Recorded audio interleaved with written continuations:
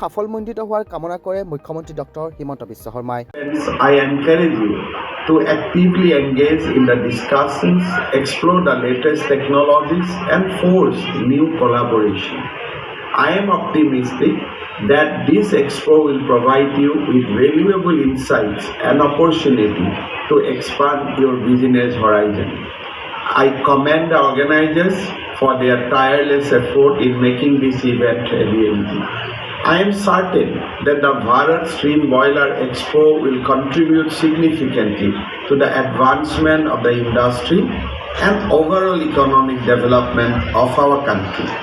I wish all participants and the organizing team a productive and enriching experience. Thank you.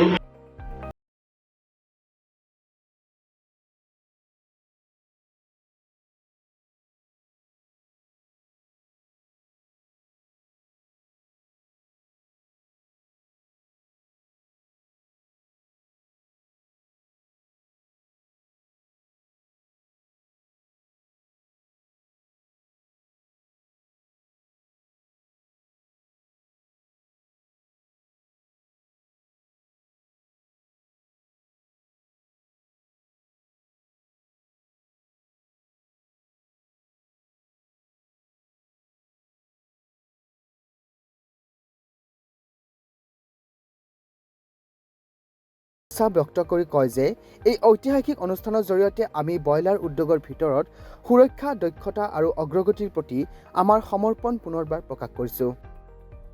Expo কেৱল এক প্ৰদৰ্শনী হিচাপেই নহয়, অসমৰ সামৰ্থ্য আৰু সম্ভাৱনাৰ প্ৰমাণ হিচাপেও প্ৰতিফলিত হৈছে। নিশ্চিতভাৱে ইতিমধ্যে আপোনালোকে দেখিছে যে তেওঁলোকৰ সঘনাই তেওঁলোকৰ মন্তব্যবিলাক পৰিৱৰ্তন হৈ আছে আৰু তেওঁলোকে এতিয়াও এক উপযুক্ত সিদ্ধান্তত তেওঁলোকে আহিব পৰা নাই। আচলতে তেওঁলোকৰ পৰিস্থিতিটো তেনেকুৱাকৈ তেওঁলোকক বাধ্য কৰাইছে। আজি সমগ্ৰ অসমতো তেওঁলোকৰ সাংগঠনিক যি পৰিস্থিতি এই সম্পূৰ্ণভাৱে নিষেধ হৈ পৰিছে বুলি পেলাই ক'ব পাৰি।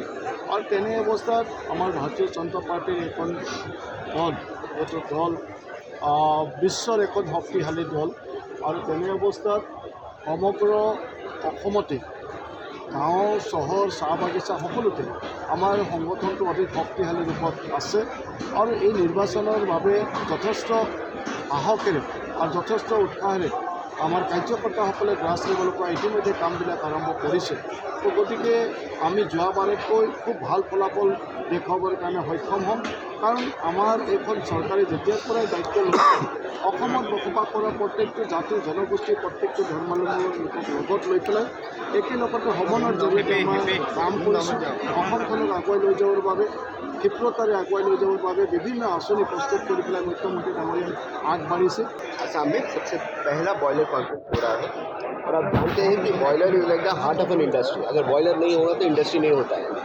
तो ये बॉयलर का फर्स्ट कॉन्फ्रेंस हो रहा है हमारे असम में। एंड असम जो अभी रैपिडली इंडस्ट्रियलाइज हो रहा है, इतने सारे MOUs हो रहे हैं, जितने सारे इंडस्ट्रीज आ रहे हैं, उनको अच्छे नए टेक्नोलॉजी एंड जो सस्टेनेबल टेक्नोलॉजी है, एनवायरनमेंट फ्रेंडली टेक्नोलॉजी है, ये बॉयलर्स चाहिए। और हमारा जो कैचअप से महाराष्ट्र और गुजरात जो इंडस्ट्रियलाइज नेशंस है, ये सब मध्य प्रदेश से boiler manufacturers, valve manufacturers, safety specialist, productivity specialist सब मने यहाँ पर इकट्ठा हुआ है। द बेस्ट बिजनेस पीपल, जो सबसे मने टॉप बिजनेस पीपल है, जो बॉयलर मैन्युफैक्चरर्स है और स्टेक होल्डर्स जो भी हैं यहाँ पर आज उपस्थित हैं।